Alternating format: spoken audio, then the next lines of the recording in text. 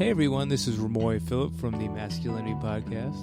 If you can't tell by our title, we are definitely talking about Black Panther today, and there will be a lot of spoilers. So if you haven't seen Black Panther, maybe you should sit this one out. But if you have seen Black Panther, well then plug in your headphones, turn up the volume, and get ready for a great conversation about masculinity and the Black Panther.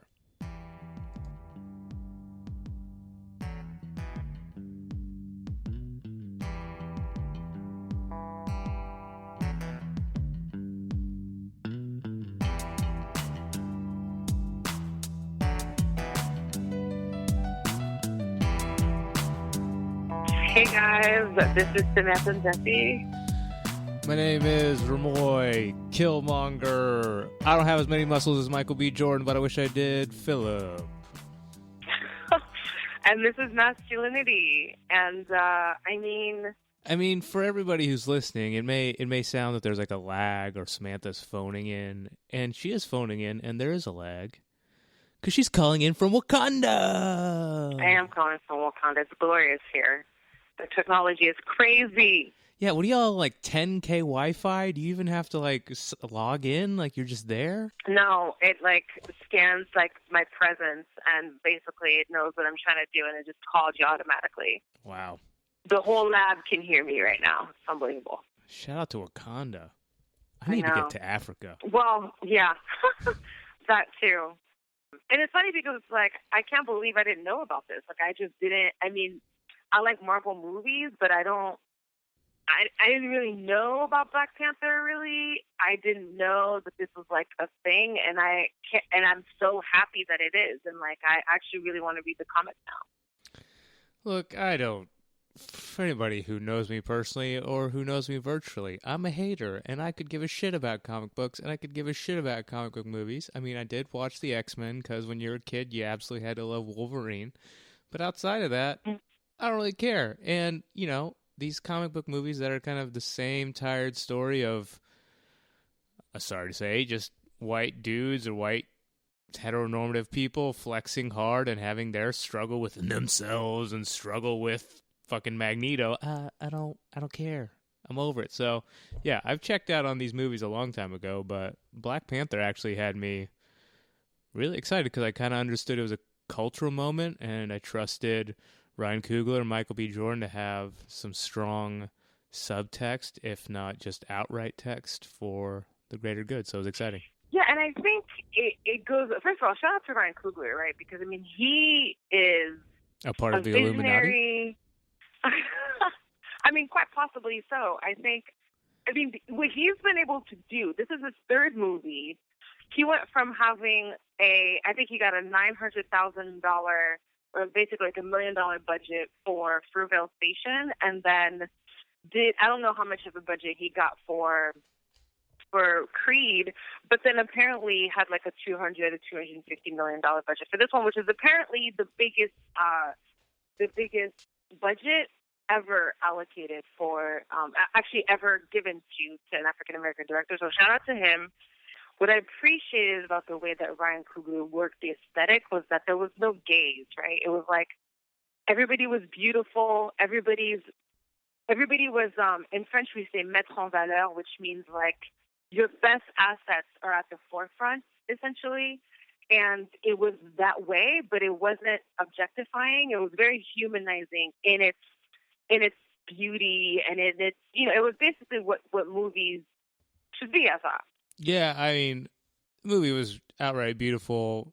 I mean, I don't really care about watching fake CGI people punch each other while falling through space, even though that was very cool.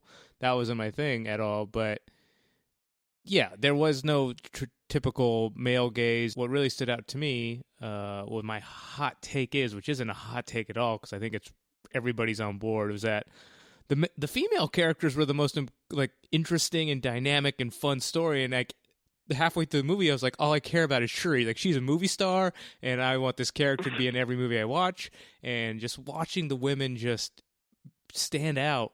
Exactly. And I think, I mean, one of the things because I would definitely want to respond to what you just said, and the movie wasn't afraid to go there, I think. I mean, to your point about women just being super dynamic and super kind of relied upon, right, for the well-being of Wakanda, for the well-being of everybody around them. It just showed tremendous unity and strength, and it was really just like a team effort, which kind of like puts everything else on its puts this usual notion of the man being a superhero and everybody else just being a supporting character on its head, because it was really a cast of 6 lead characters. I mean, it was like, of course you have King T'Challa, right? But everybody else, like nobody is secondary in the story. He can't exist without everybody else, which I thought was brilliant. But one of the other things that I just really want to quickly say before we get into our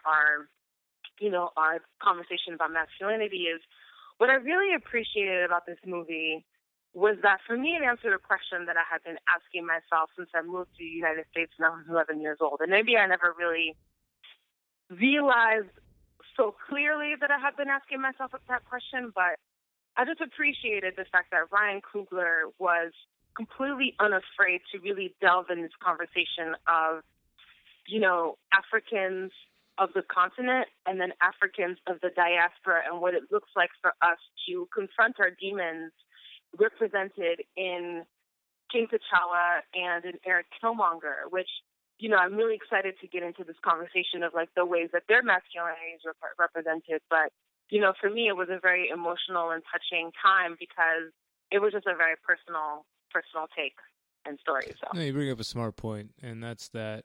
And Coogler wasn't afraid to go there and make this movie that wasn't just an African-American story, and it wasn't isolating as an African story, but this was about a historical diaspora that is very entrenched in the American culture, but not talking about, not spoken about. It's only left to be politicized and not to be empathized with or not to be reinvested in and reinvigorated and reinvented. And it was really cool to see Coogler do that, and to make it such a part of the popular discussion is goddamn impressive. He's amazing. So Remoy, I know we've talked about this a couple times. I know that you said Shuri is your favorite character. Talk to me. Why is she your favorite?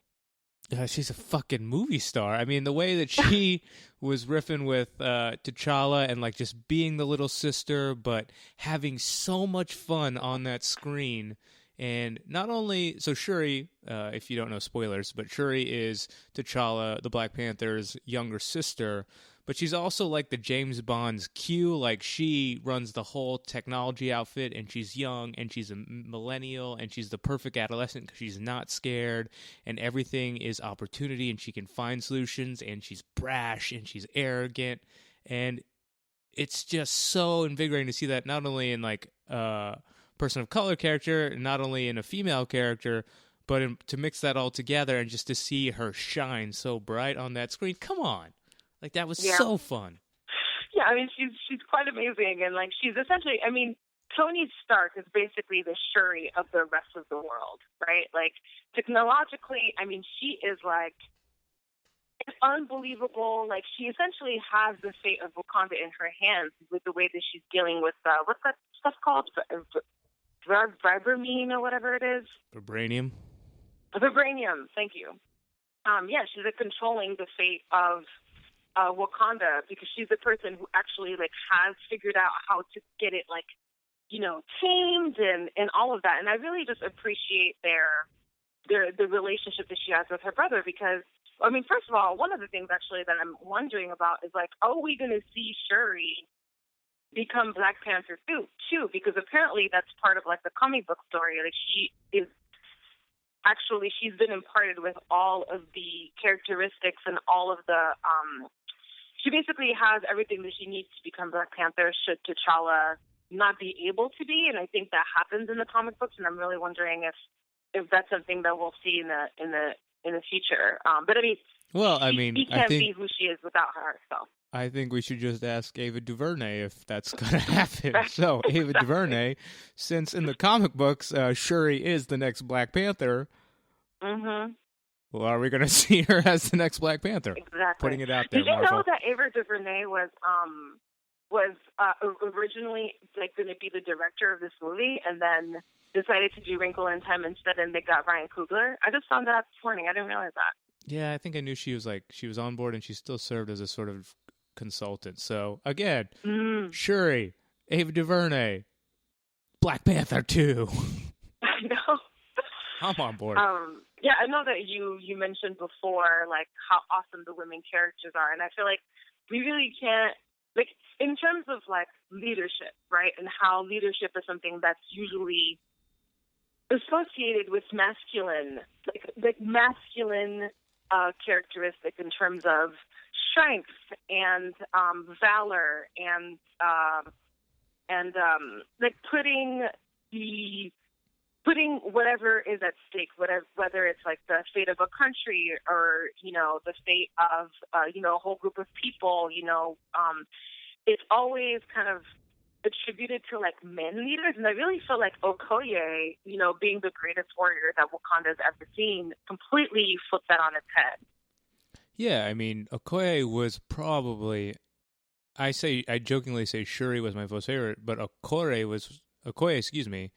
was like the most surprising character I'd seen, in the sense that I would have never expected that the greatest warrior and the general who is supposed to guard, protect, and serve the country would be a female character with no male gaze, but is so powerful and so captivating on screen that I completely believed it.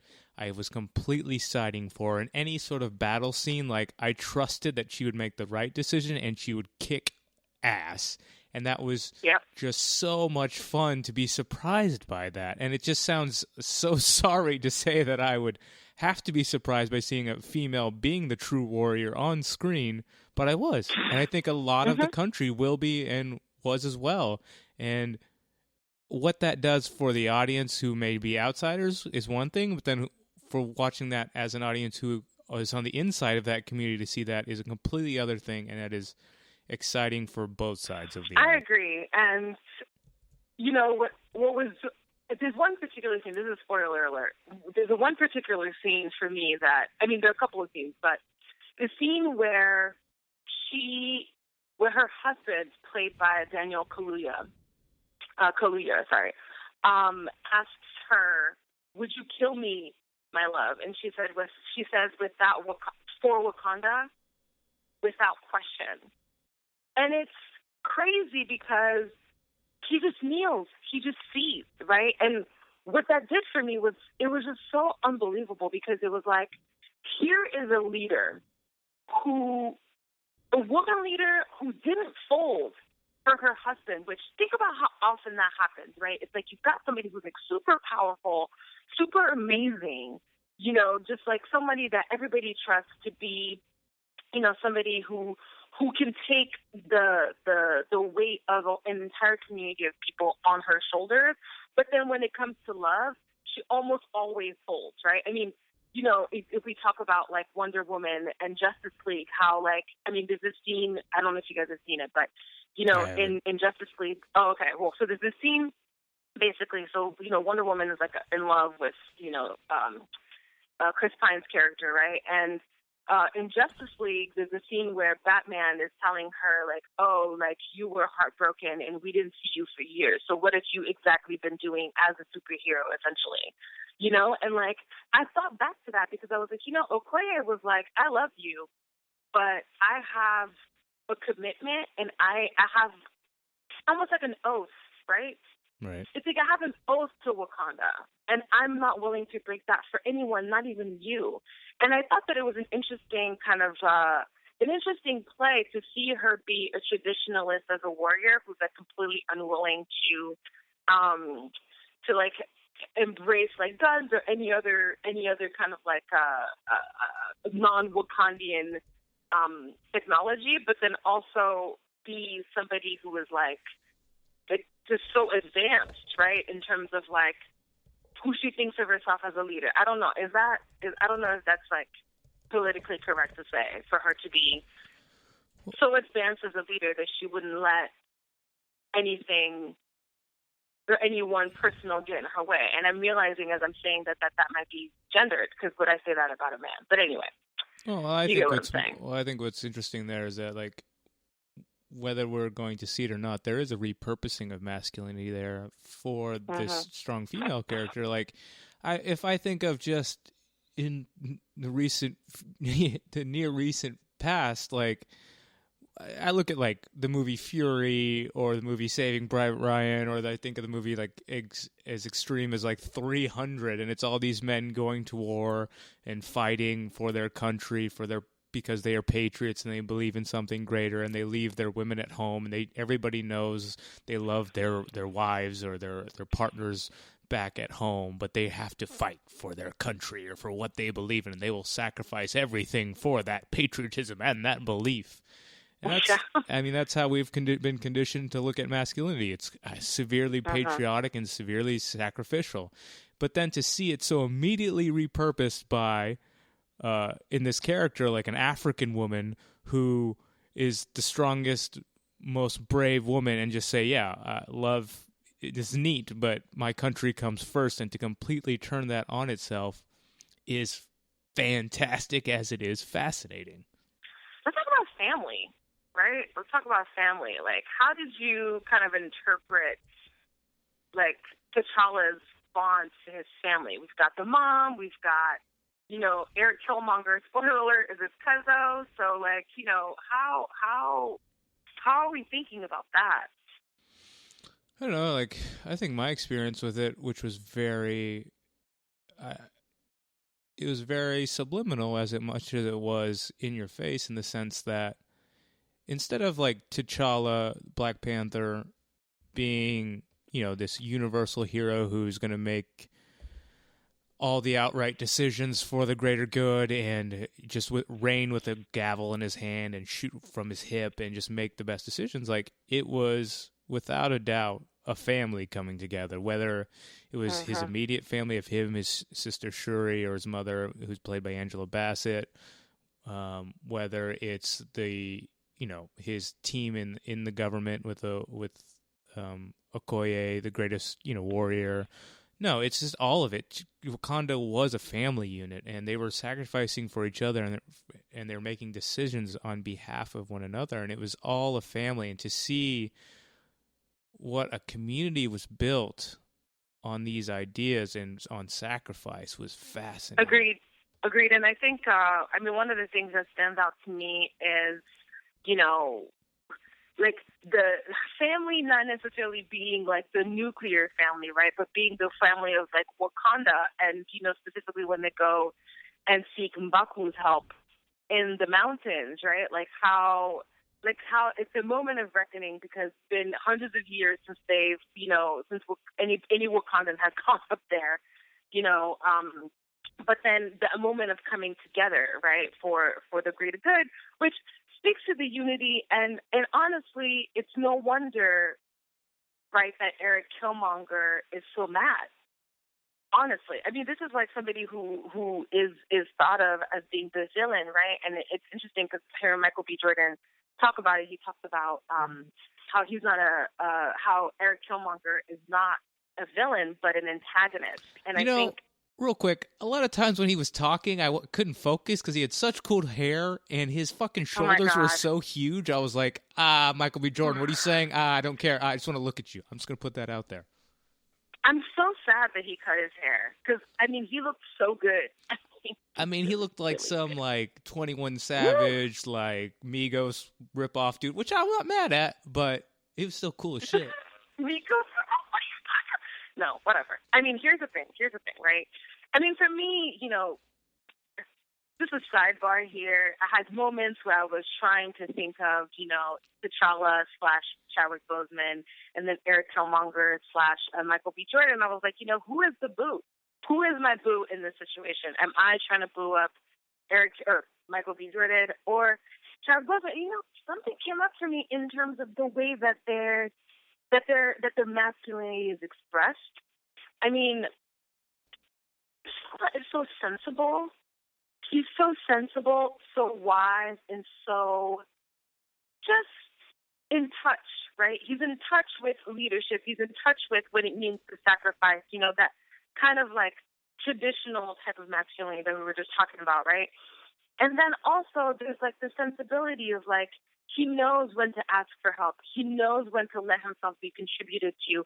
He knows to seek counsel, which is amazing. I mean, that's kind of what you want in a leader. And what I really see as a contrast to Erik Killmonger is that T'Challa has had support his whole life. He's been groomed to be king his whole life. Now you look at Erik Killmonger, and it's his cousin, also of royal blood, not knowing, though, going through the trauma of having his father killed at a very young age, and that trauma not being attended to. They left him in Oakland. They didn't bring him back to Wakanda with everybody else, right? And it's kind of like, you know, a perfect representation and manifestation of what Yuval Moses was talking about, right, from the Crime Victims Treatment Center, of what happens when trauma is unattended to. Because, I mean, really what we see is not just the and Erik Killmonger, what we see is not just the trauma of the passing of his father, of the murder of his father, but also the trauma of systemic oppression, and knowing that you've got a whole land of your own folks who are deliberately keeping resources that we know could be a huge help and obviously revolutionary and a complete game changer for your people who you grew up with and your circumstances. So I just thought that was like a really, and you know, and of course that masculinity, his performance of masculinity, right, shows up as like just like ripe anger and like distrust and authoritarianism, essentially. I think a lot of like storytelling that we turn to like doesn't give the villain an opportunity to have a story or to have like such a tragic conflict in themselves that makes them to be what we call the villain. And that was just another especially profound part of this tale and what we saw on screen, even though it wasn't given as much time as T'Challa's story or the whole story of Wakanda. Killmonger's did come from such a systemically tragic and violent past, and and what was so powerful is that I can't, like, the resonance that will have on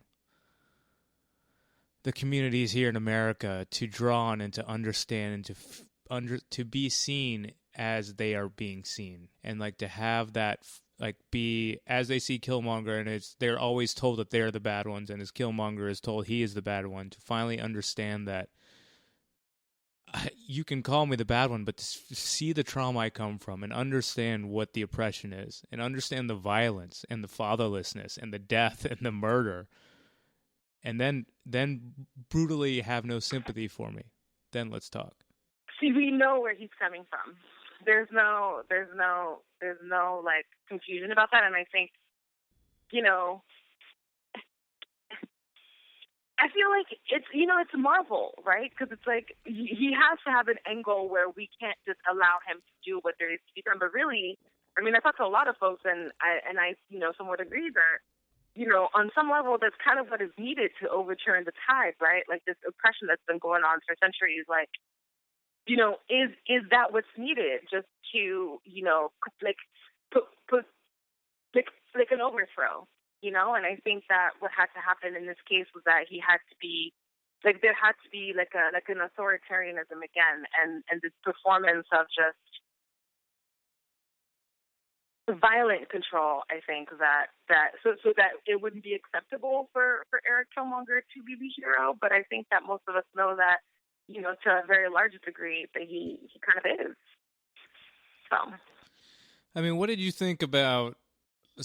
I mean, this podcast is called Masculinity, so what did you think about a lot of the, not even just the male characters? Because we talk about this in Okoye as well, but what about like masculinity and, to quote our good friend Spike Lee, like do the right thing? That association between masculinity and doing the right thing.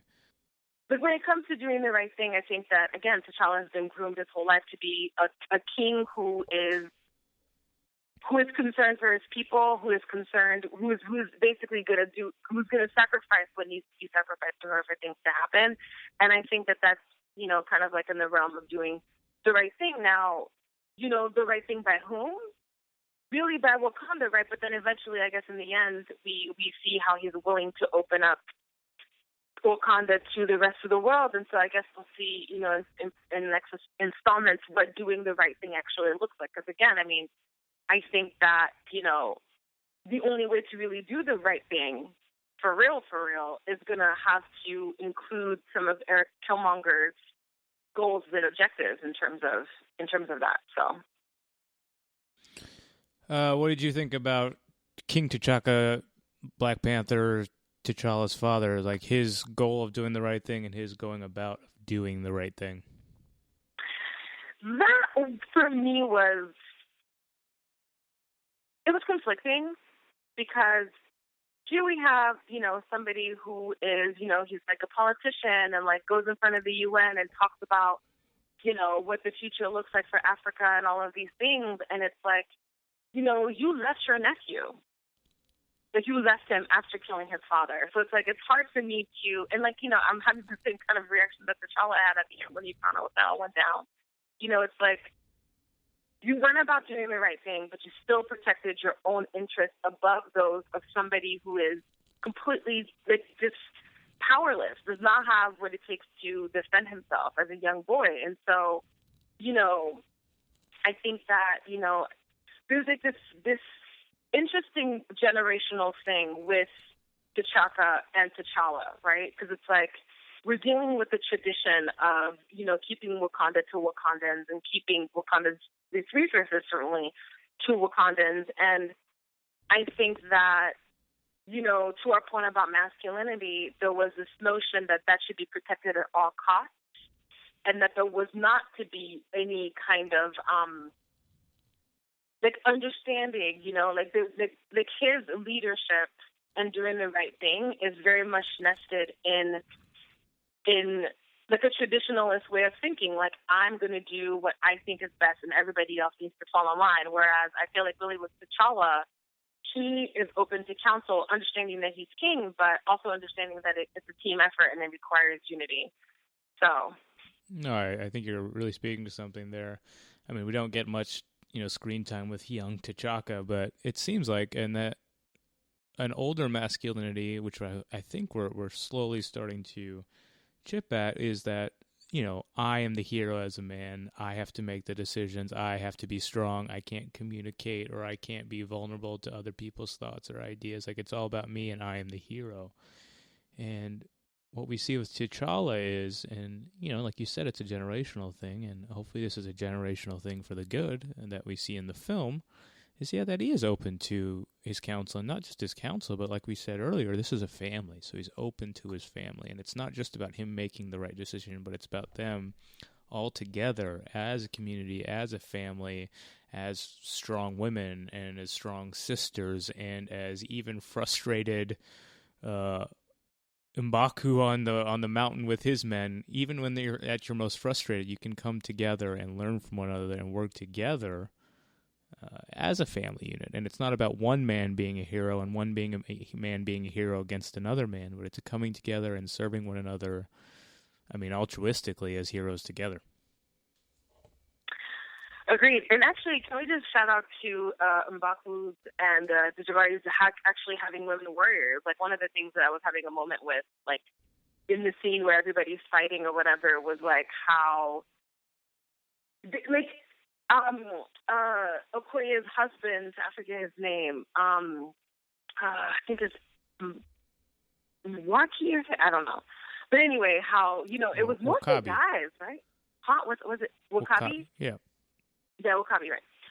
It was mostly guys, right? And then when M'Baku and, like, the Jabari comes down, how one of the first or second image is that of, like, a woman warrior just whooping the shit out of somebody. And I was like, yes, I love it. And, like, I think, it really just kind of comes together in the sense that, like, this, like, responsibility, right, of men doing the right thing, of men saving the world, really just gets thrown on its head in this movie. Like, it's a time and time again, it's like a team effort on all levels. And I appreciate that. I appreciate the representation of thoughtful leadership on the on the part of T'Challa, like really kind of really stepping into what it looks like nowadays to have a holistic approach to being a ruler, and letting himself understand that, some things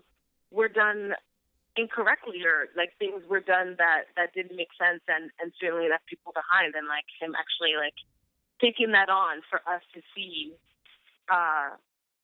in the future. Like, I just want to take a quick aside.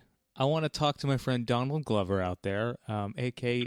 Gambino. And I'm like, Donald Glover, look, I know you're about to drop Atlanta Season 2, but for Atlanta Season 3, if we can throw Winston Duke, a.k.a. M'Baku, in there, whether he's a few cameo spots or whether he's like a supporting role, I don't give a shit. He's fucking funny as shit.